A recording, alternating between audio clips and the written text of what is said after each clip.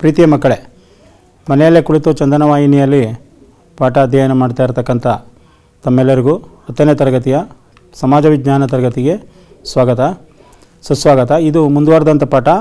ಈಗಾಗಲೇ ಇದರ ಒಂದು ಭಾಗವನ್ನು ನೀವು ಅಧ್ಯಯನ ಮಾಡಿದ್ದೀರಾ. ಇದು 2ನೇ ಭಾಗವಾಗಿ ಈ ಪಾಠವನ್ನು ಅಧ್ಯಯನ ಮಾಡಬೇಕಾಗ್ತದೆ. ನೀವು ಅಧ್ಯಯನ ಮಾಡಬೇಕಾದ್ರೆ ಈ ಪಾಠದಲ್ಲಿ 3 ಅಂಕದ ಪ್ರಶ್ನೆಗಳು ಅಥವಾ 4 ಅಂಕದ ಪ್ರಶ್ನೆಗಳು ಬರುವ ಸಾಧ್ಯತೆ ಇರೋದ್ರಿಂದ ನೀವು ನೋಟ್ಬುಕ್ಕನ್ನು ಇಟ್ಕೊಂಡು ಪೆನ್ ಇಟ್ಕೊಂಡು ಬರ್ಕೊಳ್ಬೇಕಾಗ್ತದೆ ಎಲ್ಲ ಪಾಯಿಂಟ್ಗಳನ್ನು. ಆಗ ನಿಮಗೆ ಅಂತಿಮ ಪರೀಕ್ಷೆಗೆ ಉಪಯೋಗ ಆಗ್ತದೆ.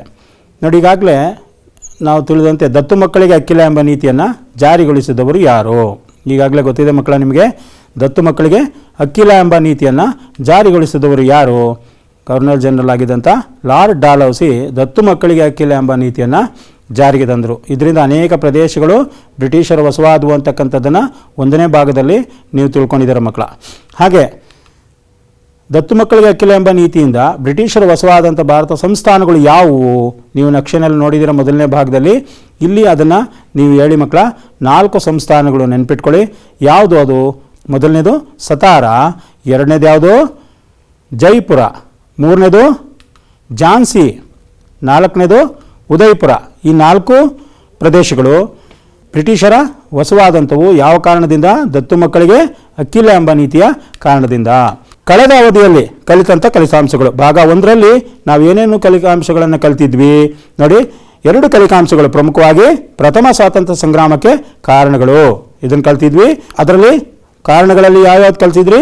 ರಾಜಕೀಯ ಕಾರಣಗಳು, ಹಾಗೆ ಆರ್ಥಿಕ ಕಾರಣಗಳು, ಹಾಗೆ ಆಡಳಿತಾತ್ಮಕ ಕಾರಣಗಳು ಮತ್ತು ಸೈನಿಕ ಕಾರಣಗಳು, ಹಾಗೆ ದಂಗೆಯ ತಕ್ಷಣದ ಕಾರಣಗಳು. ನೋಡಿ, ಮೊದಲನೇ ಭಾಗದಲ್ಲಿ ಈ 5 ಅಂಶಗಳ ಬಗ್ಗೆ ಸಂಪೂರ್ಣವಾದಂಥ ಮಾಹಿತಿನ ನೀವು ತಗೊಂಡಿದ್ದೀರ ಮಕ್ಕಳ. ಮುಂದಿನ ಅವಧಿಯಲ್ಲಿ ನೋಡಿ, ಈ ಅವಧಿಯಲ್ಲಿ ನೋಡಿ, ಇದು 2ನೇ ಭಾಗವಾಗಿ ಮುಂದುವರೆದ ಅಧ್ಯಾಯವಾಗಿರ್ತದೆ. ಭಾರತ ಪ್ರಥಮ ಸ್ವಾತಂತ್ರ್ಯದ ಮುಂದುವರೆದ ಅಧ್ಯಾಯ. ನೋಡಿ, ಇಲ್ಲಿ ದಂಗೆಯ ಹರಡುವಿಕೆ ಮೊದಲು ಪ್ರಾರಂಭವಾಗಿದ್ದು ಎಲ್ಲಿ ಅಂತಂದರೆ ಬ್ಯಾರಕ್ಪುರ. ಬ್ಯಾರಕ್ಪುರದಲ್ಲಿದ್ದ ಸೈನಿಕರಿಗೆ ತುಪಾಯಿಯನ್ನು ಅಲ್ಲಿಯಿಂದ ಕಚ್ಚಿ ತೆಗೆಯುವಂತೆ ಇಂಗ್ಲಿಷರು ಆದೇಶಿಸಿದಾಗ ಇದನ್ನು ತಿರಸ್ಕರಿಸಿ ಮೇಲಾಧಿಕಾರಿಗಳ ವಿರುದ್ಧ ಬಂಡಾಯ ಹೇಳ್ತಾರೆ. ನೋಡಿ, ಇದು ತುಪಾಕಿ ಅಲ್ವಾ? ಈ ತುಪಾಕಿ ಹೆಸರು ನೆನ್ಪಿಟ್ಕೊಳ್ಳಿ, ರಾಯಲ್ ಎನ್ಫೀಲ್ಡ್ ಅಂತಕ್ಕಂಥದ್ದು. ಇದು ತೋಟಾಗೆ ಹಂದಿ ಮತ್ತು ಹಸುವಿನ ಕೊಬ್ಬನ್ನು ಸವರಿದ್ರು ಅಂತಕ್ಕಂಥದ್ದು. ನೋಡಿ, ಇದರ ಹೆಸರು ಏನು? Royal Enfield. ಅದೇ ರೀತಿ ಈ ವ್ಯಕ್ತಿ ಮಹಾನ್ ವ್ಯಕ್ತಿ, ದೇಶಭಕ್ತ, ಮಹಾನ್ ಸೈನಿಕನಾಗಿದ್ದಂಥ, ಬ್ರಿಟಿಷ್ ಸೈನ್ಯದಲ್ಲಿ ಸೈನಿಕನಾಗಿದ್ದಂಥ ಮಹಾನ್ ವ್ಯಕ್ತಿ, ಈತನ ಹೆಸರನ್ನು ಈ ಪ್ರಥಮ ಸ್ವಾತಂತ್ರ್ಯ ಸಂಗ್ರಾಮ ಅಂದ ತಕ್ಷಣ ಮೊಟ್ಟ ಮೊದಲಿಗೆ ನಾವು ನೆನಪಿಸ್ಕೊಳ್ಬೇಕಾಗತ್ತೆ. ರಾಷ್ಟ್ರ ವ್ಯಕ್ತಿಯಾಗಿ ಇವನ ಹೆಸರೇನು ಹೇಳಿ? ಮಂಗಲ್ ಪಾಂಡೆ ಅಂತಕ್ಕಂಥದ್ದು ಇವನ ಹೆಸರು. ಇವನು ನೋಡಿ, ಬ್ರಿಟಿಷರ ಸೈನ್ಯದಲ್ಲಿ ಇದ್ಕೊಂಡು ಅವರೊಂದಿಗೆ ಅಪಾರವಾದ ನಂಬಿಕೆಯನ್ನು ಇಟ್ಕೊಂಡಿದ್ದಂಥ ಒಬ್ಬ ಸೈನಿಕ. ಆದರೆ ಆ ತೋಟಗಳಿಗೆ ಹಸು ಮತ್ತು ಹಂದಿಯ ಕೊಬ್ಬನ್ನು ಸವರಿದ್ದಾರೆ ಅಂತಕ್ಕಂಥ ಒಂದು ವದಂತಿ ಅವನಲ್ಲಿ ಏನಾಯಿತು ಅಂತಂದರೆ ಅವನು ಮನಸ್ಸನ್ನು ಅಸ್ಥಿರಗೊಳಿಸ್ತು. ಅದನ್ನು ಅವನು ನಂಬಲಿಲ್ಲ. ಆದರೆ ಅದು ನಂಬಿಕೆ ಆದಾಗ, ಅವನನ್ನು ನೋಡಿದಾಗ, ಕಣ್ಣಾರೆ ನೋಡಿದಂಥ ಆ ವ್ಯಕ್ತಿ ಆ ಬ್ರಿಟಿಷರನ್ನು ವಿರೋಧಿಸ್ತಾನೆ. ಇವನಿಂದಲೇ ಈ ಒಂದು ಸಂಗ್ರಾಮಕ್ಕೆ ಕಾರಣವಾಗ್ತದೆ. ನೋಡಿ, ಅವನೇನು ಮಾಡ್ತಾನೆ? ಮಂಗಲ್ ಪಾಂಡೆ ಬ್ರಿಟಿಷ್ ಅಧಿಕಾರಿ ಹಡ್ಸನ್ನನ್ನು ಅವನು ಕೊಂದಾಕ್ತಾನೆ. ನೋಡಿ, ಮಂಗಲ್ ಪಾಂಡೆಯನ್ನು ಬಂಧಿಸಿ ವಿಚಾರಣೆಗೊಳಪಡಿಸಲಾಯಿತು. ಅವನನ್ನು ಗಲ್ಲಿಗೇರಿಸಲಾಯಿತು. ಮಂಗಲ್ ಪಾಂಡೆಯನ್ನು ಅವನು ಮಾಡಿದ ತಪ್ಪು ಅಂತೇಳಿ ವಿಚಾರಣೆ ಮಾಡಿದ್ರು. ವಿಚಾರಣೆ ಮಾಡಿ ಸೈನಿಕರಾಗಿದ್ದಂಥವನು ಅಧಿಕಾರಿಗಳನ್ನು ಕೊಂದದ್ದು ತಪ್ಪು ಅಂತೇಳಿ ತೀರ್ಮಾನ ಕೊಟ್ಟರು. ಅವನನ್ನು ಗಲ್ಲಿಗೇರಿಸಲಾಯಿತು. ನೋಡಿ, ಮಂಗಲ್ ಪಾಂಡೆಯನ್ನು ಗಲ್ಲಿಗೇರಿಸಿದಂಥ ದೃಶ್ಯ. ನೋಡಿ, ಯಾವ್ಯಾವ ಪ್ರದೇಶದಲ್ಲಿ ದಂಗೆಗಳು ಪ್ರಾರಂಭ ಆಯಿತು? ಮೊದಲನೇದು ಬ್ಯಾರಕ್ಪುರದಲ್ಲಿ ಪ್ರಾರಂಭವಾಗಿದ್ದು. ಮಂಗಲ್ ಪಾಂಡೆ ಅಂದ ತಕ್ಷಣ ನೀವು ನೆನ್ಪಿಡ್ಬೇಕಾದ ಪ್ರದೇಶ ಬ್ಯಾರಕ್ಪುರ. ನೋಡಿ, ಕಲ್ಕತ್ತಾ ಹತ್ರ ಇದೆ ಅದು. ಈ ಪ್ರಥಮ ಸ್ವಾತಂತ್ರ್ಯ ಸಂಗ್ರಾಮಕ್ಕೆ ಅಂಕುರ ಇಟ್ಟಂಥದ್ದು, ಮೊದಲನೇ ಮೊಳಕೆ ಇಟ್ಟಂಥ ಒಂದು ದಂಗೆಯ ಪ್ರದೇಶವಾಗಿತ್ತು. ನೋಡಿ, ನೆಕ್ಸ್ಟ್ ದಂಗೆ ನೋಡಿ ಒಂದು ಕಡೆ ಪ್ರಾರಂಭ ಆಗಿದ್ದು ಮತ್ತೊಂದು ಕಡೆ ನಡೀತಾ ಹೋಯಿತು. ನೋಡಿ, ಬ್ಯಾರಕ್ಪುರದಲ್ಲಿ ಮಂಗಲ್ ಪಾಂಡೆಯನ್ನು ಗಲ್ಲಿಗೇರಿಸಿದ ಸಂದರ್ಭದಲ್ಲಿ ಮೀರತಲ್ಲಿ ದಂಗೆ ಎದ್ರು. ನೋಡಿ, ಮೀರತ್ ದೆಹಲಿ ಹತ್ರ ಬರುತ್ತೆ. ದೆಹಲಿ ಹತ್ರ ಇರ್ತಕ್ಕಂಥ ಮೀರತ್ನಲ್ಲಿ ದಂಗೆ ಹೇಳ್ತಾರೆ. ಮೊದಲು ಬ್ಯಾರಕ್ಪುರ, 2ನೇದು ಮೀರತ್. ಅಲ್ಲಿ ಲೂಟಿಗಳನ್ನು ಮಾಡ್ತಾರೆ. ಸೈನಿಕರು ಬ್ರಿಟಿಷರ ಅಧಿಕಾರಿಗಳ ಮೇಲೆ ದಂಗೆಯನ್ನು ಹೇಳ್ತಾರೆ. ನೋಡಿ, ಮೀರತ್ನ ಸೈನ್ಯ ನೋಡಿ, ಮೀರತ್ ಅಟ್ಯಾಕ್ ಮಾಡ್ತಾ ಇರ್ತಕ್ಕಂಥದ್ದು. ಮೀರತ್ನಲ್ಲಿ ಬ್ರಿಟಿಷ್ ಸೈನ್ಯವನ್ನು ಭಾರತೀಯ ಸೈನಿಕರು ಅಟ್ಯಾಕ್ ಮಾಡ್ತಾ ಇರ್ತಕ್ಕಂಥದ್ದು. ಇದೆಲ್ಲ ನೋಡಿ ಮೀರತ್ನ ಚಿತ್ರಣ. 857 ದಂಗೆಯ ಮೀರತ್ನ ಚಿತ್ರಣ ನೋಡಿ. ಮೀರತ್ನಲ್ಲಿ ದಂಗೆ ಆಗ್ತಿದ್ದಂಗೆ ದೆಹಲಿಯ ಕಡೆ ಹೊರಟರು ಸೈನಿಕರು.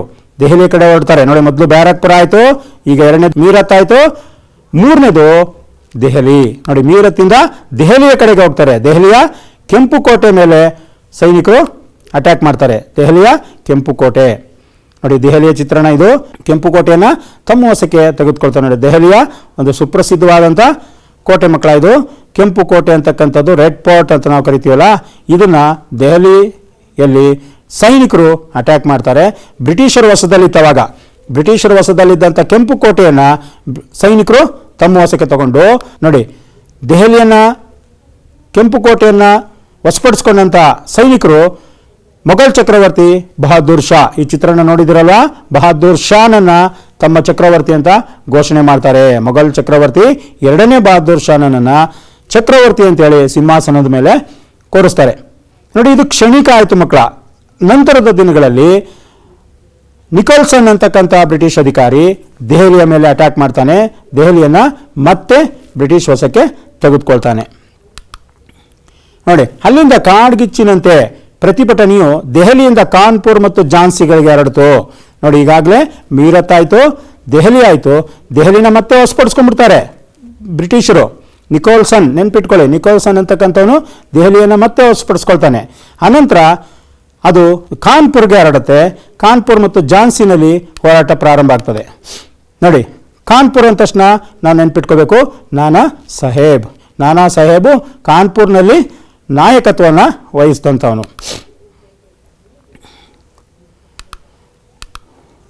ನೋಡಿ. ತಾಂತ್ಯಾ ಟೋಪಿ ನಾನಾ ಸಾಹೇಬನ ಸೇನಾಧಿಕಾರಿಯಾಗಿದ್ದಂಥವನು, ನಾನಾ ಸಾಹೇಬನಿಗೆ ಸಹಾಯವನ್ನು ಮಾಡಿದಂಥವನು ಈ ಒಂದು ದಂಗೆಯಲ್ಲಿ ನೋಡಿ. ಕಾನ್ಪುರದಲ್ಲಿ ಮತ್ತೆ ದಂಗೆ ನೋಡಿ. ಕಾನ್ಪುರ ಎಲ್ಲಿ ಬರುತ್ತೆ ನೋಡಿ? ಉತ್ತರ ಪ್ರದೇಶದಲ್ಲಿ ಕಾನ್ಪುರ್ ಬಂತು. ನಕ್ಷೆನಲ್ಲಿ ನೋಡ್ತಾ ಇರ್ಬೇಕು ಮಕ್ಕಳ, ಎಲ್ಲ ನಕ್ಷೆಗಳನ್ನು ಗುರುತು ಮಾಡ್ಕೊಳ್ಳಿ ನೀವು. ಈಗ ನೋಡಿ, ಬ್ಯಾರಕ್ಪುರ ಆಯಿತು, ಮೀರತ್ ಆಯಿತು, ದೆಹಲಿ ಆಯಿತು. ಈಗ ಕಾನ್ಪುರ್ನಲ್ಲಿ ದಂಗೆ ಸಮನ ಮಾಡ್ತಾರೆ. ಕಾನ್ಪುರನ್ನು ಮೊದಲು ನಾನಾ ಸಾಹೇಬ ಗೆದ್ಕೊಳ್ತಾನೆ, ಆದರೆ ಅದನ್ನು ಜನರಲ್ ಹ್ಯಾವ್ಲಾಕ್ ಅಂತಕ್ಕಂಥವನು ಮತ್ತೆ ಕಾನ್ಪುರನ ತಮ್ಮ ವಶಕ್ಕೆ ತಗೊಂಡ್ಬಿಡ್ತಾನೆ. ಹಾಗೆ ನೆಕ್ಸ್ಟು ಝಾನ್ಸಿಯಲ್ಲಿ ಲಕ್ಷ್ಮೀಬಾಯಿ ಹೋರಾಟ ಪ್ರಾರಂಭ ಆಗ್ತದೆ. ಝಾನ್ಸಿ ರಾಣಿ ಲಕ್ಷ್ಮೀಬಾಯಿ, ವೀರ ಮಹಿಳೆ ಝಾನ್ಸಿ ರಾಣಿ ಲಕ್ಷ್ಮೀಬಾಯಿ ನೋಡಿ. ಇವರು ಅಷ್ಟೇ ಝಾನ್ಸಿಯಲ್ಲಿ ಹೋರಾಟವನ್ನು ಮಾಡ್ತಾಳೆ. ದತ್ತು ಮಕ್ಕಳಿಗೆ ಹಕ್ಕಿಲ್ಲ ಎಂಬ ನೀತಿಯ ವಿರುದ್ಧ, ಬ್ರಿಟಿಷರ ವಿರುದ್ಧ ಹೋರಾಟವನ್ನು ಮಾಡ್ತಾಳೆ ಝಾನ್ಸಿನಲ್ಲಿ ನೋಡಿ. ಕಾನ್ಪುರ್ ಬ್ರಿಟಿಷರ ವಶವಾಗತ್ತೆ. ಮೊದಲು ನಾನಾ ಸಾಹೇಬ ಗೆದ್ಕೊಳ್ತಾನೆ, ಆದರೆ ಜನರಲ್ ಹ್ಯಾವ್ಲಾಕ್ ಅಂತಕ್ಕಂಥವನು ಮತ್ತೆ ಕಾನ್ಪುರನ್ನು ತನ್ನ ವಶಕ್ಕೆ ತಗೊಳ್ತಾನೆ. ಆಗ ತಾತ್ಯಾ ಟೋಪಿನು ಬ್ರಿಟಿಷರಿಂದ ಸೋಲನ್ನು ಅನುಭವಿಸ್ಬಿಡ್ತಾನೆ. ಆಗ ಅವನು ಝಾನ್ಸಿ ರಾಣಿ ಲಕ್ಷ್ಮೀಬಾಯಿಗೆ ಸಹಾಯವನ್ನು ಮಾಡ್ತಾನೆ ನೋಡಿ. ಝಾನ್ಸಿ ಕಾನ್ಪುರಿಂದ ಸ್ವಲ್ಪ ದಕ್ಷಿಣಕ್ಕೆ ಬರತಕ್ಕಂಥದ್ದು ಝಾನ್ಸಿ. ನಕ್ಷೆ ಗುರುತು ಮಾಡ್ಕೊಳ್ಳಿ ಮಕ್ಕಳ. ಝಾನ್ಸಿ ಕಾನ್ಪುರ ಹಾಕೊಂಡಿದ್ದೀರಾ, ಅದಕ್ಕಿಂತ ದಕ್ಷಿಣಕ್ಕೆ ಝಾನ್ಸಿ ಅಂತಕ್ಕಂಥದ್ದು ಬರುತ್ತೆ ಅಂತಕ್ಕಂಥದ್ದು ನೋಡಿ. ಝಾನ್ಸಿ ಕೋಟೆಯನ್ನು ಬ್ರಿಟಿಷರು ತಮ್ಮ ವಶಕ್ಕೆ ತಗೊಳ್ತಾರೆ. ಅದೇ ರೀತಿ ಲಕ್ನೋದಲ್ಲಿ ಬೇಗಂ ಹಜರತ್ ಮಹಲ್ ಅಂತಕ್ಕಂಥವ್ರು ಬ್ರಿಟಿಷರ ವಿರುದ್ಧ ದಂಗೆ ಹೇಳ್ತಾರೆ. ಈ ದಂಗೆ ಹೇಳೋದಕ್ಕೆ ಕಾರಣ ದತ್ತು ಮಕ್ಕಳಿಗೆ ಹಕ್ಕಿಲ್ಲ ಎಂಬ ನೀತಿಯ ವಿರುದ್ಧ. ಅಂತಿಮವಾಗಿ ಅದು ಸಹ ಬ್ರಿಟಿಷರ ವಶವಾಗ್ತದೆ. ಅಂದರೆ ಬೇಗಂ ಹಜರತ್ ಮಹಲ್ ಬ್ರಿಟಿಷರಿಂದ ಸೋಲನ್ನು ಅನುಭವಿಸಬೇಕಾಗ್ತದೆ. ಲಕ್ನೋ ಸಹ ಬ್ರಿಟಿಷರ ವಶವಾಗ್ತದೆ. ಒಂದೊಂದಾಗಿ ಬ್ರಿಟಿಷರು ತಮ್ಮ ವಶಕ್ಕೆ ತೆಗೆದುಕೊಳ್ತಾ ಹೋಗ್ತಾರೆ ನೋಡಿ. ಹಜರತ್ ಮಹಲ್ ಇವರು ಸಹ ಬ್ರಿಟಿಷರ ವಿರುದ್ಧ ಹೋರಾಟವನ್ನು ಮಾಡ್ತಾರೆ. ಅಂತಿಮವಾಗಿ ಸೋಲನ್ನು ಅನುಭವಿಸಬೇಕಾಗ್ತದೆ. ಲಕ್ನೋ ಅಂದ ತಕ್ಷಣ ಹಜರತ್ ಮಹಲ್ ನೆನ್ಪಿಟ್ಕೊಳ್ಳಿ ನೋಡಿ. ಲಕ್ನೋ ಅಂತಕ್ಕಂಥದ್ದು ನೋಡಿ, ಮ್ಯಾಪ್ನಲ್ಲಿ ಗುರುತು ಮಾಡ್ಕೊಳ್ಳಿ. ಲಕ್ನೋ ನೋಡಿ, ಎಲ್ಲ ಉತ್ತರ ಪ್ರದೇಶ. ಇದನ್ನು ಲಕ್ನೋ ನೋಡಿ. ಲಕ್ನೋ ಕೋಟೆ ನೋಡಿ, ಇದನ್ನು ಬ್ರಿಟಿಷರು ತಮ್ಮ ವಶಕ್ಕೆ ತಗೊಂಡ್ಬಿಡ್ತಾರೆ. ನೋಡಿ, ಅಲ್ಲಿಂದ ಸಂಗ್ರಾಮ ಯಮುನಾ ನದಿಯ ದಡಕ್ಕೆ ಹಬ್ಬುತ್ತೆ. ನೋಡಿ, ದತ್ತು ಮಕ್ಕಳಿಗೆ ಹಕ್ಕಿಲ್ಲ ಎಂಬ ನೀತಿಯಿಂದ ಕೆರಳಿದ ಝಾನ್ಸಿ ರಾಣಿ ಲಕ್ಷ್ಮೀಬಾಯಿ ಮತ್ತೆ ಹೋರಾಟವನ್ನು, ಈಗಾಗಲೇ ಕಾನ್ಪುರ್, ಲಕ್ನೋ ಮತ್ತು ದೆಹಲಿ ಬ್ರಿಟಿಷರ ವಶವಾಯಿತು. ಆದರೆ ಝಾನ್ಸಿ ರಾಣಿ ಲಕ್ಷ್ಮೀಬಾಯಿ ಮೊದಲ ಯುದ್ಧದಲ್ಲಿ ಗೆಲುವನ್ನು ಸಾಧಿಸಿರ್ತಾಳೆ. ಅವಳು ಗ್ವಾಲಿಯರ್ನ ಗೆದ್ಕೊಳ್ತಾಳೆ. ಪ್ರಾರಂಭದಲ್ಲಿ ಗ್ವಾಲಿಯರ್ನ ಗೆದ್ಕೊಂಡು ಹೋರಾಟವನ್ನು ಮುಂದುವರಿಸ್ತಾಳೆ. ಆದರೆ ನಂತರ ನಡೆದಂಥ ಯುದ್ಧದಲ್ಲಿ ನೋಡಿ, ಗ್ವಾಲಿಯರ್ ಕೋಟೆ ಚಿತ್ರಣ, ಇದನ್ನು ಬ್ರಿಟಿಷರಿಂದ ಗೆದ್ಕೊಳ್ತಾಳೆ ಗ್ವಾಲಿಯರ್ನ. ಅನಂತರದ ಯುದ್ಧದಲ್ಲಿ ತಾನು ಮರಣವನ್ನು ಹೊಂದಬೇಕಾಗ್ತದೆ. ನೋಡಿ, ಗ್ವಾಲಿಯರ್ ನೋಡಿ ಝಾನ್ಸಿಯಿಂದ ಉತ್ತರಕ್ಕೆ ಬರುತ್ತೆ. ಝಾನ್ಸಿ ಗುರುತು ಮಾಡ್ಕೊಂಡಿದ್ದಾರೆ. ಈಗ ಝಾನ್ಸಿಯಿಂದ ಸ್ವಲ್ಪ ಉತ್ತರಕ್ಕೆ ಬರ್ತದೆ. ಕಾನ್ಪುರ್ ಮತ್ತು ಝಾನ್ಸಿಯ ನಡುವೆ ಈ ಗ್ವಾಲಿಯರ್ನ ನೀವು ಗುರುತು ಮಾಡ್ಕೋಬೇಕು. ನೋಡಿ, ಝಾನ್ಸಿನೂ ತೋರಿಸಿದ್ದೀನಿ. ಝಾನ್ಸಿ ಮತ್ತು ಗ್ವಾಲಿಯರ್ ಇವೆರಡು ಪ್ರದೇಶ ಅಂದ ತಕ್ಷಣ ಲಕ್ಷ್ಮೀಬಾಯಿನ ನಾವು ನೆನ್ಪಿಟ್ಕೊಳ್ಬೇಕು. ನೋಡಿ, ಮತ್ತೊಮ್ಮೆ ಬ್ರಿಟಿಷರ ವಿರುದ್ಧ ನಡೆದಂಥ ಯುದ್ಧದಲ್ಲಿ ಶೌರ್ಯದಿಂದ ಹೋರಾಡಿದ ರಾಣಿಯು ಅಸುನೀಗಿದಳು, ಪ್ರಾಣವನ್ನು ಕಳ್ಕೊಂಡ್ಳು. ಅದಕ್ಕೆ ನೋಡಿ, ಭಾರತದಲ್ಲಿ ವೀರ ಮಹಿಳೆಯರಲ್ಲಿ ಪ್ರಥಮ ಸ್ಥಾನವನ್ನು ಪಡ್ಕೊಂಡಿದ್ದಾಳೆ. ಹೇಗೆ ಕಿತ್ತೂರು ಚೆನ್ನಮ್ಮ ನಾವು ನೆನ್ಪಿಟ್ಕೊಳ್ತೀವೋ, ಓಬವ್ವನ ನೆನ್ಪಿಟ್ಕೊಳ್ತೀವೋ, ಅದೇ ರೀತಿ ಲಕ್ಷ್ಮೀಬಾಯಿಯನ್ನು ನೆನ್ಪಿಟ್ಕೊಳ್ತೀವಿ. ಹಬ್ಬಕ್ಕ ಇರ್ಬೋದು, ಓಬವ್ವ ಇರ್ಬೋದು, ಲಕ್ಷ್ಮೀ ರಾಣಿ ಇರ್ಬೋದು, ಮತ್ತು ಕಿತ್ತೂರಿನ ಚೆನ್ನಮ್ಮ ಇರ್ಬೋದು. ಇವರೆಲ್ಲ ವೀರ ಮಹಿಳೆಯರು ಅಂತಕ್ಕಂಥ ಸಾಲಿನಲ್ಲಿ ಬರ್ತಾರೆ. ಲಕ್ಷ್ಮೀಬಾಯಿಯು ಆ ಸಾಲಿನಲ್ಲಿ ಇರ್ತಕ್ಕಂಥ ಮುಂಚೂಣಿಯಲ್ಲಿ ನಿಲ್ತಾರೆ ಅಂತಕ್ಕಂಥದ್ದು. ನೋಡಿ, ಇಂದಿಗೂ ರಾಣಿಯು ಸ್ವತಂತ್ರ ಸಂಗ್ರಾಮದ ಇತಿಹಾಸದಲ್ಲಿ ಹೆಮ್ಮೆಯ ಸ್ಥಾನವನ್ನು ಹೊಂದಿದ್ದಾಳೆ. ಇವತ್ತಿಗೂ ನಾವು ಅವರನ್ನು ನೆನಪಿಸ್ಕೊಳ್ತೀವಿ. ದಂಗೆ ವಿಫಲತೆಗೆ ಕಾರಣಗಳು, ಇದು ಅಷ್ಟೇ ಮಕ್ಕಳ 3 ಅಥವಾ 4 ಅಂಕದ ಪ್ರಶ್ನೆಗಳು. 3 ಅಂಕದ ಪ್ರಶ್ನೆ ಬರ್ಬೋದು ಅಥವಾ 4 ಅಂಕಕ್ಕೆ ಬರ್ಬೋದು. ಯಾಕೆ ಅದು ವಿಫಲವಾಯಿತು? ಬ್ರಿಟಿಷರ ವಿರುದ್ಧ ಭಾರತೀಯರು ಯಾಕೆ ಜೈಗಳಿಸೋದಕ್ಕೆ ಸಾಧ್ಯ ಆಗಲಿಲ್ಲ? ಯಾಕೆ ಅವರು ಯಶಸ್ಸನ್ನು ಸಾಧಿಸೋಕ್ಕಾಗಲಿಲ್ಲ ಅಂತಕ್ಕಂಥದ್ದು ನೋಡಿ, ಕಾರಣಗಳನ್ನು ನೆನ್ಪಿಟ್ಕೊಳ್ಳಿ, ಬರ್ಕೊಳ್ಳಿ ಮಕ್ಕಳ.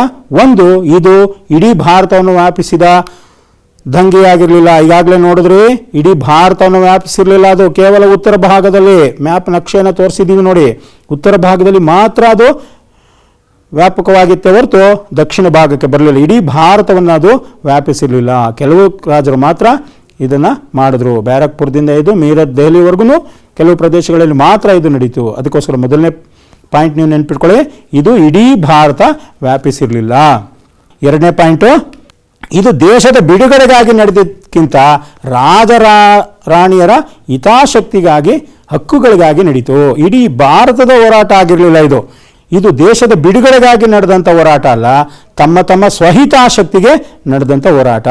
ನೋಡಿ, 2ನೇ ಪಾಯಿಂಟು ಆಯ್ತು ಮಕ್ಕಳ, ಬರ್ಕೊಂಡ್ರಾ? 2ನೇ ಪಾಯಿಂಟ್ ಬರ್ಕೊಂಡ್ರಾ? 3ನೇ ಪಾಯಿಂಟು ನೋಡಿ, ರಾಜರು ಯಾರ್ಯಾರಿದ್ರು? 2 ರಾಜರು. ಯಾರು? ಬಹದ್ದೂರ್ ಶಾ ಮತ್ತು ನಾನಾ ಸಾಹೇಬ. ಇವರಿಬ್ಬರು ಅಂದರೆ ಬಹದ್ದೂರ್ ಶಾನು ಹೋರಾಟ ಮಾಡಲಿಲ್ಲ. ದೆಹಲಿಯಲ್ಲಿ ಸೈನಿಕರು ಅವನನ್ನು ನಾಯಕನಾಗಿ ಮಾಡಿಕೊಂಡಿದ್ರು. ಅದೇ ಥರ ನಾನಾ ಸಾಹೇಬ ಕಾನ್ಪುರ್ನಲ್ಲಿ ಹೋರಾಟವನ್ನು ಮಾಡಿದ್ರು. ನೋಡಿ, ದಂಗೆಯಲ್ಲಿ ಭಾಗವಹಿಸಿದಂಥ ರಾಜರುಗಳು ಇವರು. ಅದೇ ರೀತಿ ರಾಣಿಯರು ಅಂದ ತಕ್ಷಣ ನಾವು 2 ರಾಣಿಯರನ್ನ ನೆನ್ಪಿಟ್ಕೋತೀವಿ, ಝಾನ್ಸಿ ರಾಣಿ ಲಕ್ಷ್ಮೀಬಾಯಿ ಮತ್ತು ಹಜರತ್ ಮಹಲ್ ಅಂತಕ್ಕಂಥವ್ರು. ಹೀಗೆ ಎಲ್ಲ ರಾಜರು ಭಾಗವಹಿಸಲಿಲ್ಲ. ಮತ್ತು ಅವರು ತಮ್ಮ ಸ್ವಹಿತಾಸಕ್ತಿ, ತಮ್ಮ ಅಧಿಕಾರಕ್ಕೋಸ್ಕರ ಹೋರಾಟ ಮಾಡಿದ್ರು ಹೊರತು ಇಡೀ ಭಾರತದ ಬಿಡುಗಡೆಗಾಗಿ ಹೋರಾಟ ಮಾಡಿದ್ದಲ್ಲ ಅಂತಕ್ಕಂಥದ್ದು ನೋಡಿ. ಮತ್ತೆ ಇದು ಯೋಜಿತವಾದ ದಂಗೆಯಾಗಿರದೆ ಅನಿರೀಕ್ಷಿತ ಕಾರಣಗಳಿಂದ ಆಗಿತ್ತು. 4ನೇ ಪಾಯಿಂಟು ನೋಡಿ, ಬ್ರಿಟಿಷ್ ಸೈನಿಕರಿಗಿದ್ದಂಥ ಒಗ್ಗಟ್ಟು, ಬ್ರಿಟಿಷ್ ಸೈನ್ಯದಲ್ಲಿ ಒಂದು ಒಗ್ಗಟ್ಟಿತ್ತು, ಆದರೆ ಭಾರತೀಯರಲ್ಲಿ ಭಿನ್ನತೆ ಇತ್ತು. ಭಾರತೀಯರಲ್ಲಿ ಒಗ್ಗಟ್ಟಿರಲಿಲ್ಲ, ಒಗ್ಗಟ್ಟಿಂದ ಹೋರಾಟವನ್ನು ಮಾಡಲಿಲ್ಲ ನೋಡಿ. 5ನೇ ಕಾರಣ, ದಂಗೆ ಸೂಕ್ತ ಮಾರ್ಗದರ್ಶನ ಮತ್ತು ವ್ಯವಸ್ಥಿತ ಸಂಘಟನೆ ಕೊರತೆ ಇತ್ತು. ಮತ್ತೆ ಮುಂದಿನ ಪಾಯಿಂಟು, ಭಾರತೀಯರಲ್ಲಿ ಯುದ್ಧ ತಂತ್ರ ಮತ್ತು ಸೈನಿಕ ಪರಿಣಿತಿ, ಸೂಕ್ತ ನಾಯಕತ್ವ, ಒಂದು ನಾಯಕತ್ವ ಇಲ್ಲ ಅಂತ, ಒಬ್ಬೊಬ್ಬರು ಅವರವರ ಪ್ರದೇಶಕ್ಕೆ ಅವರವರೇ ನಾಯಕರಾಗಿದ್ದಿರೋ ಹೊರತು ಒಟ್ಟಿಗೆ ಸೇರಿ ಒಂದು ನಾಯಕತ್ವದ ಕೊರತೆ ಇತ್ತು, ಮತ್ತು ಯುದ್ಧ ತಂತ್ರದ ಕೊರತೆ ಇತ್ತು ಅಂತಕ್ಕಂಥದ್ದು. ಮತ್ತು ಹೋರಾಟಗಾರರಲ್ಲಿ ನಿಶ್ಚಿತ ಗುರಿ ಇರಲಿಲ್ಲ. ಅಂದರೆ ನಾವು ಸ್ವಾತಂತ್ರ್ಯವನ್ನು ಪಡಿಬೇಕು ಅಂತಕ್ಕಂಥ ಗುರಿ ಅವರಲ್ಲಿ ಇರಲಿಲ್ಲ. ಆದರೆ ಬ್ರಿಟಿಷರಲ್ಲಿ ನಿಶ್ಚಿತ ಗುರಿ ಇತ್ತು. ಏನಂತಂದರೆ ನಾವು ಭಾರತದಲ್ಲಿ ಉಳ್ಕೊಳ್ಬೇಕು, ಭಾರತವನ್ನು ಆಳಬೇಕು ಅಂತಕ್ಕಂಥದ್ದು ಬ್ರಿಟಿಷರಲ್ಲಿ ಇತ್ತು. ಆದರೆ ಭಾರತೀಯರಲ್ಲಿ ನಿಶ್ಚಿತ ಗುರಿ ಇರಲಿಲ್ಲ. ನೋಡಿ 8ನೇ ಪಾಯಿಂಟು, ಹಲವು ದೇಶೀಯ ಸಂಸ್ಥಾನ ರಾಜರು ಬ್ರಿಟಿಷರಿಗೆ ತೋರಿಸಿದ ನಿಷ್ಠೆಯಿಂದಾಗಿ ಸಿಪಾಯಿಗಳಿಗೆ ಬೆಂಬಲ ನೀಡಲಿಲ್ಲ. ಇಲ್ಲಿ ನೋಡಿ, ಕೆಲವೇ ರಾಜರು ಹೋರಾಟವನ್ನು ಮಾಡಿದ್ರು ಅಂತ ನಾವು ನೋಡಿದ್ದೀವಿ. ಇನ್ನುಳಿದಂಥ ದೇಶೀಯ ಸಂಸ್ಥಾನಗಳು ಬ್ರಿಟಿಷರ ಕೈ ಕೆಳಗಿದ್ದು ಅವರಿಗೆ ನಿಷ್ಠೆಯನ್ನು ತೋರಿಸಿದ್ರು. ಈಗ ಉದಾಹರಣೆಗೆ ಮರಾಠರಾಗಿರ್ಬೋದು, ಸಿಖ್ರಾಗಿರ್ಬೋದು, ಒಡೆಯರಿರ್ಬೋದು, ಇವರೆಲ್ಲ ಬ್ರಿಟಿಷರಿಗೆ ನಿಷ್ಠೆಯನ್ನು ತೋರಿಸಿದ್ರೆ ಹೊರತು ಈ ಒಂದು ದಂಗೆಯಲ್ಲಿ ಇವರೆಲ್ಲರೂ ಭಾಗವಹಿಸ್ತಿಲ್ಲ. ಕೆಲವು ರಾಜರುಗಳು ಸ್ವಹಿತಾಸಕ್ತಿಗಾಗಿ ಭಾಗವಹಿಸಿದ್ರಿಂದ ಈ ದಂಗೆ ವಿಫಲವಾಯಿತು. ಮತ್ತು ನೋಡಿ, ಮರಾಠ ಸೈನ್ಯ ಬ್ರಿಟಿಷರಿಗೆ ಸಹಾಯ ಮಾಡ್ತೇ ಹೊರತು ಭಾರತೀಯರಿಗೆ ಸಹಾಯ ಮಾಡಲಿಲ್ಲ. ಅದೇ ರೀತಿ ಸಿಖ್ ರೆಜಿಮೆಂಟ್, ಸಿಖ್ ಸೈನ್ಯ ಅದು ಬ್ರಿಟಿಷರಿಗೆ ಸಹಾಯ ಮಾಡ್ತೇ ಹೊರತು ಭಾರತೀಯರಿಗೆ ಸಹಾಯ ಮಾಡಲಿಲ್ಲ ಅಂತಕ್ಕಂಥದ್ದು. ನೋಡಿ ಮಕ್ಕಳ, ಅಂತಿಮವಾಗಿ 9ನೇ ಪಾಯಿಂಟು, ಸಿಪಾಯಿಗಳು ಮಾಡಿದಂಥ ಲೂಟಿ ದರೋಡೆ. ಈಗ ಮೀರತ್ನಲ್ಲಿ ದಂಗೆ ಆದಾಗ ಅವರು ದೆಹಲಿಗೆ ಹೋಗುವಂಥ ಮಾರ್ಗದಲ್ಲಿ ಅವರು ಅನೇಕ ಬೇರೆ ಸ್ಥಳೀಯ ಜನರ ಮೇಲೂ ದಾಳಿಯನ್ನು ಮಾಡ್ತಾರೆ. ಸ್ಥಳೀಯ ಜನರ ಮೇಲೆ ದಾಳಿ ಮಾಡಿ, ದರೋಡೆ ಮಾಡಿ ಆ ಜನರ ವಿಶ್ವಾಸವನ್ನು ಅವರು ಕಳ್ಕೊಳ್ತಾರೆ. ಹಾಗಾಗಿ ಸಿಪಾಯಿಗಳಿಗೆ ಜನರೂ ಸಹ ಸಹಾಯವನ್ನು ಮಾಡಲಿಲ್ಲ. ಇದಿಷ್ಟು ನೋಡಿ ದಂಗೆ ವಿಫಲತೆಗೆ ಕಾರಣಗಳು. 9 ಕಾರಣಗಳನ್ನು ನೀವು ನೋಡಿದ್ದೀರಾ. ಈ 9 ಕಾರಣಗಳು ನೆನ್ಪಿಟ್ಕೊಳ್ಳಿ, 3ರಿಂದ 4 ಅಂಕಗಳಿಗೆ ಬರ್ತಕ್ಕಂಥ ಸಾಧ್ಯತೆ ಇರುತ್ತೆ. ಅದೇ ರೀತಿ ಈ ದಂಗೆ ವಿಫಲವಾದರೂ ಸಹ ತನ್ನದೇ ಆದ ಪರಿಣಾಮವನ್ನು ಹೊಂದಿದೆ. ಆ ಪರಿಣಾಮಗಳು ಏನು ನೋಡಿ ಮಕ್ಕಳ, ಒಂದೊಂದಾಗಿ ಬರ್ಕೊಳ್ಳಿ. ಇದು ಅಷ್ಟೇ 4 ಅಂಕ ಅಥವಾ 3 ಅಂಕದ ಪ್ರಶ್ನೆ. ಈ ಪಾಠದಲ್ಲಿ ಬರ್ತಕ್ಕಂಥದ್ರಲ್ಲಿ ಹೆಚ್ಚಾಗಿ 4 ಮತ್ತು 3 ಅಂಕ, ಪದೇ ಹೇಳ್ತಾ ಇದ್ದೀನಿ, 4 ಮತ್ತು 3 ಅಂಕದ ಪ್ರಶ್ನೆಗಳು. ಅದಕ್ಕೆ ಬರ್ಕೊಳ್ಳಿ ಮಕ್ಕಳ. ನೋಡಿ, ಮೊದಲನೇ ಪಾಯಿಂಟ್ ಏನು? ಮೊದಲನೇ ಪಾಯಿಂಟು, ಈಸ್ಟ್ ಇಂಡಿಯಾ ಕಂಪನಿಯ ಆಡಳಿತ ಕೊನೆ ಆಯಿತು. ಇದುವರೆಗೂ ನೋಡಿ, ಈಸ್ಟ್ ಇಂಡಿಯಾ ಕಂಪನಿ ಭಾರತವನ್ನು ಆಳ್ವಿಕೆ ಮಾಡ್ತಾ ಇತ್ತು. ಈಗ ಈಸ್ಟ್ ಇಂಡಿಯಾ ಕಂಪನಿ ಆಳ್ವಿಕೆ ಕೊನೆಯಾಗಿ ಬ್ರಿಟನ್ ಸಾಮ್ರಾಜ್ಯಗೆ ಆಡಳಿತ ವರ್ಗಾವಣೆ ಆಯಿತು. 857 ದಂಗೆಯು ಭಾರತದ ಆಡಳಿತದಲ್ಲಿ ಬದಲಾವಣೆಯನ್ನು ತಂದಿತ್ತು. ಆ ಥರ ಪ್ರಶ್ನೆ ಬೇಕಾದ್ರೆ ಕೇಳ್ಬೋದು. 857 ದಂಗೆಯ ಪರಿಣಾಮಗಳು ಅಂತ ಕೇಳ್ಬೋದು. ಅಥವಾ 857 ದಂಗೆಯು ಭಾರತದ ಆಡಳಿತದಲ್ಲಿ ಅನೇಕ ಬದಲಾವಣೆಯನ್ನು ತಂದಿತ್ತು, ಸಮರ್ಥಿಸಿ ಅಂತ ಪ್ರಶ್ನೆ ಕೇಳ್ಬೋದು. ಆ ಥರ ಪ್ರಶ್ನೆ ಕೇಳಿದಾಗ ಈ ಪಾಯಿಂಟನ್ನು ಬರೀಬೇಕಾಗ್ತದೆ. ನೋಡಿ, ಈಸ್ಟ್ ಇಂಡಿಯಾ ಕಂಪನಿ ಚಿತ್ರಣ ಇದು. ಇಂಗ್ಲೆಂಡ್ನಲ್ಲಿರ್ತಕ್ಕಂಥ ಈಸ್ಟ್ ಇಂಡಿಯಾ ಕಂಪನಿ 857 ದಂಗೆವರೆಗೂ ಭಾರತವನ್ನು ಆಳ್ವಿಕೆ ಮಾಡಿದಂಥ ಒಂದು ಈಸ್ಟ್ ಇಂಡಿಯಾ ಕಂಪನಿ. ಅದೇ ರೀತಿ ಆಡಳಿತ ಕೊನೆಗೊಂಡು ರಾಣಿಗೆ ನೋಡಿ, ಆಗ ವಿಕ್ಟೋರಿಯಾ ರಾಣಿ ಭಾರತದ ಸಾಮ್ರಾಜ್ಞಿ ಆದಳು. ನೋಡಿ, ನೆಕ್ಸ್ಟ್ 2ನೇ ಪಾಯಿಂಟು, ಭಾರತದ ವ್ಯವಹಾರವನ್ನು ಬ್ರಿಟಿಷ್ ಪಾರ್ಲಿಮೆಂಟಿನ ವ್ಯವಹಾರ ಕಾರ್ಯದರ್ಶಿಗೆ ಒಪ್ಪಿಸಲಾಯಿತು. ಅಂದರೆ ಬ್ರಿಟಿಷ್ ಪಾರ್ಲಿಮೆಂಟ್ಲಿದ್ದಂಥ ಒಬ್ಬ ಮಂತ್ರಿ, ಆ ಮಂತ್ರಿಗೆ ಭಾರತದ ವ್ಯವಹಾರವನ್ನು ನೋಡ್ಕೊಳ್ತಕ್ಕಂಥ ಒಂದು ವ್ಯವಸ್ಥೆಯನ್ನು ನೀಡಲಾಯಿತು. ಅವನನ್ನು ಭಾರತದ ವ್ಯವಹಾರದ ಕಾರ್ಯದರ್ಶಿ ಅಂತಕ್ಕಂಥ ಒಂದು ಪದವಿಯನ್ನು ಕೊಟ್ಟು ಬ್ರಿಟನ್ನಲ್ಲಿ ಇದ್ಕೊಂಡು ಭಾರತದ ವ್ಯವಹಾರವನ್ನು ನೋಡ್ಕೊಳ್ತಕ್ಕಂಥದ್ದು. ಅಂದರೆ ವೈಸ್ರಾಯಿಯ ಜೊತೆಗೆ, ಗವರ್ನರ್ ಜನರಲ್ ಅನ್ನೋ ಪದ ಹೋಗಿ ವೈಸ್ರಾಯಿ ಅನ್ನೋ ಪದ ಬರುತ್ತೆ. ಆ ವೈಸ್ರಾಯಿ ಜೊತೆಗೆ ಭಾರತ ವ್ಯವಹಾರ ಕಾರ್ಯದರ್ಶಿ ಸೇರಿಕೊಂಡು ಈ ಭಾರತದ ಆಡಳಿತವನ್ನು ನೋಡತಕ್ಕಂಥದ್ದು. ನೋಡಿ, ಬ್ರಿಟನ್ ಪಾರ್ಲಿಮೆಂಟ್ನ ಚಿತ್ರಣ ನೋಡಿ. ಇದುವರೆಗೂ ಈಸ್ಟ್ ಇಂಡಿಯಾ ಕಂಪನಿ ಆಳ್ವಿಕೆ ಇತ್ತು, ಈಗ ಬ್ರಿಟನ್ ಪಾರ್ಲಿಮೆಂಟ್ನ ಆಳ್ವಿಕೆ ಪ್ರಾರಂಭ ಆಗ್ತದೆ.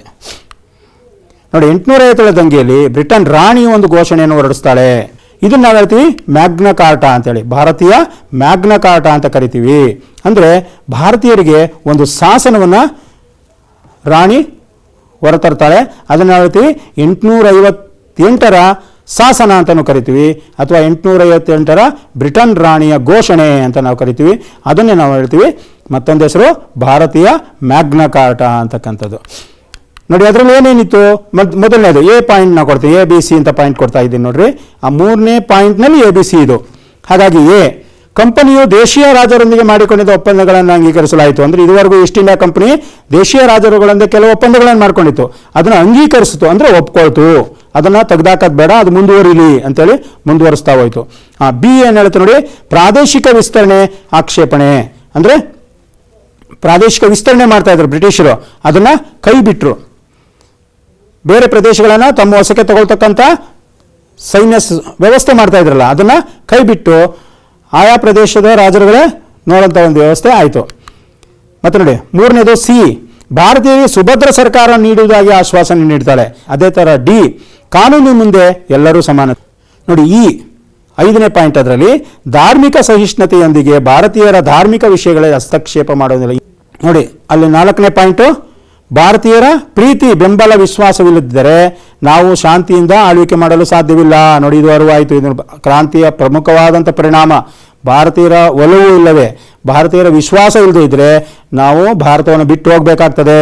ಶಾಂತಿಯಿಂದ ನಾವು ಆಳ್ವಿಕೆ ಮಾಡೋದಕ್ಕೆ ಸಾಧ್ಯವಿಲ್ಲ ಅಂತಕ್ಕಂಥದ್ದು ಬ್ರಿಟಿಷರಿಗೆ ಅರಿವಾಯಿತು. ಹಾಗಾಗಿ ಭಾರತೀಯರನ್ನು ಒಲಿಸ್ಕೊಳ್ತಕ್ಕಂಥ ಕಾನೂನುಗಳನ್ನು ಜಾರಿಗೆ ತರ್ತಕ್ಕಂಥ ಒಂದು ವ್ಯವಸ್ಥೆ ಭಾರತದಲ್ಲಿ ಬಂತು. ಅದೇ ರೀತಿ 5ನೇ ಪಾಯಿಂಟು, ಶಾಸನ ರೂಪಿಸುವ ಪ್ರಕ್ರಿಯೆಯಲ್ಲಿ ಭಾರತೀಯರನ್ನು ಒಳಗೊಳ್ಳುವ ನೀತಿ ಜಾರಿಗೊಳ್ಳಲಾಯಿತು. ಅಂದರೆ ಇದುವರೆಗೂ ಬಂದಂಥ ಆ್ಯಕ್ಟ್ಗಳೇನಿತ್ತು ಅದನ್ನು ಬ್ರಿಟಿಷ್ ಬ್ರಿಟಿಷರೇ ಸೇರಿ ಆ್ಯಕ್ಟ್ಗಳನ್ನ ರಚನೆ ಮಾಡ್ತಾಯಿದ್ರು. ಈಗೇನು ಮಾಡಿದ್ರು ಅಂದರೆ ಆ ಶಾಸನ ರೂಪಿಸುವ ಪ್ರಕ್ರಿಯೆಯಲ್ಲಿ, ಆ ಒಂದು ಸಂಸ್ಥೆಯಲ್ಲಿ, ಆ ಒಂದು ವ್ಯವಸ್ಥೆಯಲ್ಲಿ ಭಾರತೀಯರಿಗೆ ಅವಕಾಶವನ್ನು ಕೊಟ್ಟರು. ಅದನ್ನೇ ಹೇಳ್ತೀವಿ ಪಾಲಿಸಿ ಆಫ್ ಅಸೋಸಿಯೇಷನ್ ಅಂತ ಹೇಳ್ತೀವಿ. ಅಂದರೆ ಭಾರತೀಯರನ್ನು ಕಾನೂನು ರಚನೆ ಮಾಡೋದಕ್ಕೆ ಸೇರಿಸ್ಕೊಳ್ತಕ್ಕಂಥ ಒಂದು ಪದ್ಧತಿ ಈ 857ರ ದಂಗೆಯ ನಂತರ ಬರುತ್ತೆ. ಮುಂದೆ ಬಂದಂಥ ಕಾನೂನುಗಳಲ್ಲಿ ಭಾರತೀಯರು ಅನೇಕ ಜನರು ಈ ಒಂದು ಶಾಸನ ರಚಿಸ್ತಕ್ಕಂಥ ಪ್ರಕ್ರಿಯೆಯಲ್ಲಿ ಪಾಲ್ಗೊಂಡ್ರು ಅಂತಕ್ಕಂಥದ್ದು. ನೋಡಿ, 6ನೇದು, ಇದು ಭಾರತೀಯರ ಸ್ವತಂತ್ರ ಹೋರಾಟಕ್ಕೆ ಹೊಸ ದಿಕ್ಸೂಚಿ ಆಯಿತು ಅಂತಕ್ಕಂಥದ್ದು. ಅಂದರೆ ಮುಂದೆ ಸ್ವತಂತ್ರ ಪಡೆಯತಕ್ಕಂಥ ಒಂದು ಹೋರಾಟ 1885ರ ನಂತರ ನಡೆದಂಥ ಒಂದು ಹೋರಾಟಕ್ಕೆ ಇದು ಮುನ್ನುಡಿ ಆಯಿತು, ದಿಕ್ಸೂಚಿ ಆಯಿತು. ಇದರ ಒಂದು ಪ್ರಭಾವದಿಂದಲೇ ಮುಂದೆ ಒಂದು ಮಹೋನ್ನತವಾದಂಥ ಸ್ವತಂತ್ರ ಹೋರಾಟ ನಡೆಯೋದಕ್ಕೆ ಕಾರಣವಾಯಿತು ಅಂತಕ್ಕಂಥದ್ದು.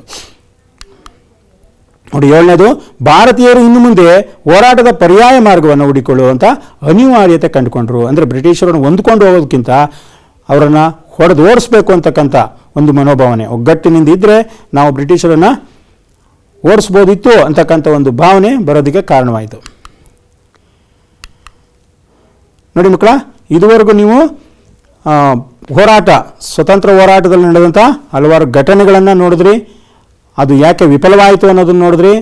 ಅದರ ಪರಿಣಾಮಗಳನ್ನು ನೀವು ಗುರುತು ಮಾಡ್ಕೊಂಡಿದ್ದೀರಾ. ಪದೇ ಹೇಳ್ತಾ ಇದ್ದೀನಿ, 3 ಮತ್ತು 4 ಅಂಕಗಳ ಪ್ರಶ್ನೆ ಇದರಲ್ಲಿ ಬರ್ತಕ್ಕಂಥ ಸಾಧ್ಯತೆ ಇರ್ತದೆ. ಅದನ್ನು ಬರೆದಿಟ್ಕೊಂಡು ನೀವು ಕಲಿಬೇಕಾಗ್ತದೆ. ನೋಡಿ, ಮುಂದುವರೆದಂತೆ ಚಟುವಟಿಕೆ 2. ಇದರಲ್ಲಿ ಚಟುವಟಿಕೆಯಲ್ಲಿ ನೋಡಿ, ಮೊದಲನೇ ಪದ 2ನೇ ಪದವು ಸಂಬಂಧ ಇದೆ. ಅದೇ ರೀತಿ 3ನೇ ಪದಕ್ಕೆ ಸಂಬಂಧವನ್ನು ಬರೆಯಿರಿ ಅಂತೇಳಿ 3 ಪದ ಇದೆ ಅಲ್ಲಿ ನೋಡಿ. ಭಾರತ ಪ್ರಥಮ ಸ್ವಾತಂತ್ರ್ಯ ಸಂಗ್ರಾಮ ಅನ್ನೋದು ಒಂದು ಪದ, ಅದಕ್ಕೆ ಭಾರತೀಯ ಇತಿಹಾಸಕಾರರು ಅನ್ನೋದು ಅದಕ್ಕೆ ಸಮಾನವಾದ ಉತ್ತರ. ಅದೇ ರೀತಿ ಸಿಪಾಯಿ ದಂಗೆ ಅಂತಕ್ಕಂಥದ್ದಕ್ಕೆ ಉತ್ತರ ಏನು? ಈಗಾಗಲೇ ಈ ಪದವನ್ನು ನಾವು ಬಳಸಿದ್ದೀವಿ ನೋಡಿ. ಬರ್ಕೊಂಡಿದ್ದೀರಾ? ಯೋಚನೆ ಮಾಡಿ. ಭಾರತ ಪ್ರಥಮ ಸ್ವಾತಂತ್ರ್ಯ ಸಂಗ್ರಾಮ, ಭಾರತೀಯ ಇತಿಹಾಸಕಾರರು. ಸಿಪಾಯಿ ದಂಗೆ ಅಂತ ಹೇಳಿದವರು ಯಾರು? ಬ್ರಿಟಿಷ್ ಇತಿಹಾಸಕಾರರು ಇದನ್ನು ಸಿಪಾಯಿ ದಂಗೆ ಅಂತ ಹೇಳಿದ್ರು. ಭಾರತೀಯ ಇತಿಹಾಸಕಾರರು ಇದನ್ನು ಭಾರತದ ಪ್ರಥಮ ಸ್ವಾತಂತ್ರ್ಯ ಸಂಗ್ರಾಮ ಅಂತ ಕರೆದ್ರು. ಇದು ನೋಡಿ ಮಕ್ಕಳ, MCQಗೆ ಬರ್ತಕ್ಕಂಥ ಸಾಧ್ಯತೆ ಇರುತ್ತೆ.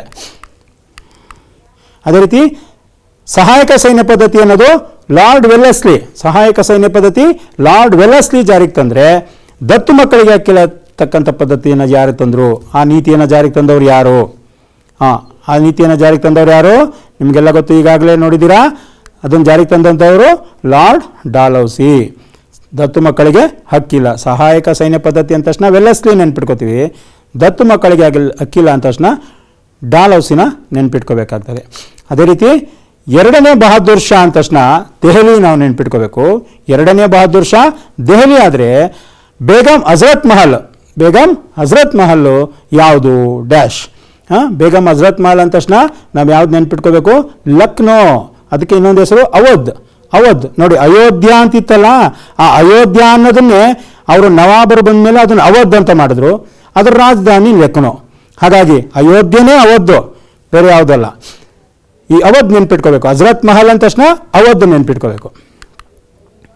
ನೋಡಿ, ಝಾನ್ಸಿ ಅಂದ ತಕ್ಷಣ ಲಕ್ಷ್ಮೀಬಾಯಿ ನೆನ್ಪಿಟ್ಕೊಳ್ತೀವಿ. ಕಾನ್ಪುರ್ ಅಂದ ತಕ್ಷಣ ಯಾವ್ದು ನೆನ್ಪಿಟ್ಕೊಳ್ಬೇಕು? ದಂಗೆಯಲ್ಲಿ ಕಾನ್ಪುರ್ ಅಂದ ತಕ್ಷಣ ನಾವು ಯಾವ್ದು ನೆನ್ಪಿಟ್ಕೊಳ್ಬೇಕು? ನಾನಾ ಸಾಹೇಬನನ್ನ ನೆನ್ಪಿಟ್ಕೊಳ್ಬೇಕಾಗ್ತದೆ. ಝಾನ್ಸಿ ಲಕ್ಷ್ಮೀಬಾಯಿ, ಕಾನ್ಪುರ್ ನಾನಾ ಸಾಹೇಬ, ದಂಗೆ ನಾಯಕತ್ವ ವಹಿಸಿದ್ದಂಥವ್ರು. ನೋಡಿ ಮಕ್ಕಳ, ಮತ್ತೊಂದು ಚಟುವಟಿಕೆ ನೋಡಿ. ಈ ಚಟುವಟಿಕೆಯಲ್ಲಿ ಕೆಳಗಿನ ಸಾಲುಗಳಲ್ಲಿ ಗುಂಪಿಗೆ ಸೇರದ ಪದವನ್ನು ಆರಿಸಿ ಬರೆಯಿರಿ ಅಂತೇಳಿ 4 ಪದಗಳಿರ್ತದೆ. ಅದರಲ್ಲಿ ಯಾವುದೋ ಒಂದು ಗುಂಪಿಗೆ ಸೇರಲ್ಲ. 3 ಒಂದು ಗುಂಪಾದರೆ ಮತ್ತೊಂದು ಆ ಗುಂಪಿಗೆ ಸೇರದೇ ಇರತಕ್ಕಂಥ ಪದ ಇದೆ, ಅದನ್ನು ಯಾವುದು ಅಂತ ಗುರುತಿಸಿ. ಬರ್ಕೊಳ್ಳಿ ಮಕ್ಕಳ, ಬರ್ಕೊಳ್ಳಿ. ಈಗ ನೋಡಿ, ಒಂದನೇದ್ರಲ್ಲಿ ಏನು ಕೊಡ್ತಾ ಇದೆ ನೋಡಿ, ಸತಾರಾ, ಜೈಪುರ, ಝಾನ್ಸಿ, ಬೆಂಗಳೂರು ಅಂತಿದೆ. ಸತಾರಾ, ಜೈಪುರ, ಝಾನ್ಸಿ, ಬೆಂಗಳೂರು. ಇದರಲ್ಲಿ ಯಾವ ಪದ ನಿಮ್ಗಾಗಲೇ ಗೊತ್ತಿದೆ. ಈ ಮೊದಲ ಮೂರು ಪದಗಳನ್ನು ನೀವು ಈಗಾಗಲೇ ನೋಡಿದಿರಾ. ದಂಗೆಯಲ್ಲಿ ಬ್ರಿಟಿಷ್ ವಶವಾದಂಥ ಪ್ರದೇಶಗಳು. ಹಾಗಾಗಿ ಇದರಲ್ಲಿ ಗುಂಪಿಗೆ ಸೇರಿದ ಪದ ಯಾವುದು? ಬೆಂಗಳೂರು. ಬೆಂಗಳೂರು ಅನ್ನೋದು ಇಲ್ಲಿ ಗುಂಪಿಗೆ ಸೇರದೇ ಇರತಕ್ಕಂಥ ಪದ. ಅದೇ ರೀತಿ ಎರಡನೇದು ನೋಡಿ, ಮಂಗಲ್ ಪಾಂಡೆ, ತಾತ್ಯಾ ಟೋಪಿ, ನಾನಾ ಸಾಹೇಬ, ಲಾರ್ಡ್ ವೆಲ್ಲೆಸ್ಲಿ. 4 ಪದ ಇದೆ. ಇದರಲ್ಲಿ ನೋಡಿ, ಮೊದಲ 3 ಪದಗಳು ನೋಡಿ, ಯೋಚನೆ ಮಾಡಿ, ಮೊದಲ 3 ಪದಗಳು ಭಾರತೀಯರಾಗಿದ್ದಾರೆ. ಲಾರ್ಡ್ ವೆಲ್ಲೆಸ್ಲಿ ಅನ್ನೋದು ಬ್ರಿಟಿಷ್ ಅಧಿಕಾರಿ. ಹಾಗಾಗಿ ಉತ್ತರ ಲಾರ್ಡ್ ವೆಲ್ಲೆಸ್ಲಿ. ಮೂರನೇದು ನೋಡಿ, ನೇಕಾರರು, ಗೃಹ ಕೈಗಾರಿಕೆ ನೋಡಿ, ಹುಣ್ಣೆ ಬಟ್ಟೆ ಮತ್ತು ಎನ್ಫೀಲ್ಡ್ ಬಂದೂಕು ಅಂತಿದೆ. ನೋಡಿ, ನೇಕಾರರು, ಗೃಹ ಕೈಗಾರಿಕೆ, ಹುಣ್ಣೆ ಬಟ್ಟೆ ಮತ್ತು ಎನ್ಫೀಲ್ಡ್ ಬಂದೂಕು. ಇದರಲ್ಲಿ ಯಾವುದು ಗುಂಪಿಗೆ ಸೇರೋದಿಲ್ಲ, ನಿಮ್ಗಾಗಲೇ ಗೊತ್ತು. ಇದು ಎನ್ಫೀಲ್ಡ್ ಬಂದೂಕು ಅಂತಕ್ಕಂಥದ್ದು ಈ ಗುಂಪಿಗೆ ಸೇರಿದೆ. ಯಾಕಂದರೆ 3 ಪದಗಳು ಬಟ್ಟೆಗೆ ಸಂಬಂಧಪಟ್ಟಂಥ, ಗೃಹ ಕೈಗಾರಿಕೆಗೆ ಸಂಬಂಧಪಟ್ಟಂಥ ವಿಚಾರವಾದರೆ, ಎನ್ಫೀಲ್ಡ್ ಅನ್ನೋದು ಬ್ರಿಟಿಷರು ಹೊಸದಾಗಿ ತಂದಂಥ ಒಂದು ತುಪಾಕಿ ಬಂದೂಕು. ನೋಡಿ, ಈ ಕೆಳಗೆ ಹಿಂದು ಮುಂದಾಗಿ ನೀಡಿರುವ ಅಕ್ಷರಗಳನ್ನು ಬಳಸಿ ಅರ್ಥ ಕೊಡುವ ಪದವನ್ನು ರಚಿಸಿ. ನೋಡಿ, ಒಂದನೇದಿದೆ ನೋಡಿ, ಈ ಪದನ ಬರ್ಕೊಳ್ಳಿ. ಬರ್ಕೊಂಡು ಪ್ರಯತ್ನ ಮಾಡಿ. ಡೇ ಇದೆ, ಲಾ ಇದೆ, ಪ ಬರ್ಕೊಳ್ಳಿ. 4 ಬರ್ಕೊಳ್ಳಿ. ಬರ್ಕೊಳ್ಳಿ ಮಕ್ಕಳ, ಆಯಿತಾ? ಇದಕ್ಕೆ ಮೊದಲನೇದಕ್ಕೆ ಉತ್ತರ ನೋಡಿ, ಯಾವುದು? ಮಂಗಲ್ ಪಾಂಡೆ. ಮೊದಲನೇದಕ್ಕೆ ಉತ್ತರ ಮಂಗಲ್ ಪಾಂಡೆ. ಆದರೆ ಎರಡನೇದಕ್ಕೆ ಉತ್ತರ ದತ್ತು ಮಕ್ಕಳಿಗೆ ಹಕ್ಕಿಲ್ಲ. ದತ್ತು ಮಕ್ಕಳಿಗೆ ಹಕ್ಕಿಲ್ಲ. ಮೂರನೇದು ಯಾವುದು ಮಕ್ಕಳ? ಮೂರನೇದು ಸಿಪಾಯಿ ದಂಗೆ. 4ನೇದು ಎನ್ಫೀಲ್ಡ್ ಬಂದೂಕು. ನೋಡಿ, ಇವೆಲ್ಲ ಈ ಪಾಠದಲ್ಲಿ ಬಂದಿರತಕ್ಕಂಥ ಪದಗಳೇ. ಹಾಗಾಗಿ ಇವುಗಳನ್ನು ನೆನ್ಪಿಟ್ಕೊಳ್ಳಿ ಮಕ್ಕಳ.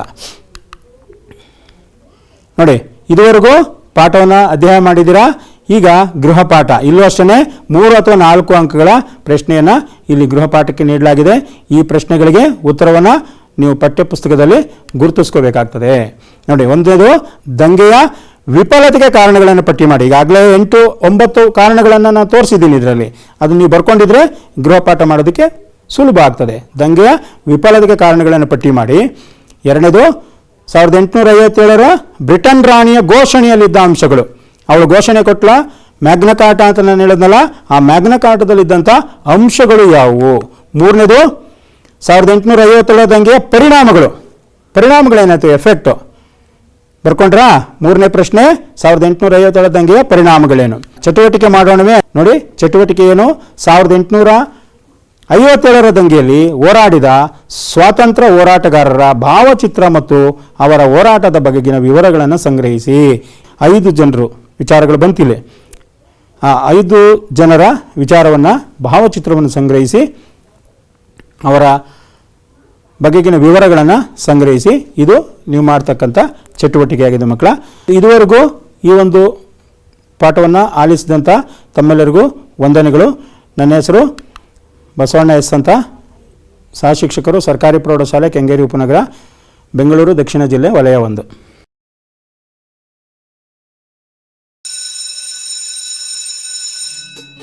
ಅನುದಿನ ಅನುಕ್ಷಣ ಮನೆಯಲ್ಲೂ ಕಲಿಯೋಣ, ಕಲಿಕೆಯ ಹೊಸ ಹಾದಿಯಲ್ಲಿ ಜೊತೆಗೂಡಿ ಹೆಜ್ಜೆಯ ಹಾಕೋಣ.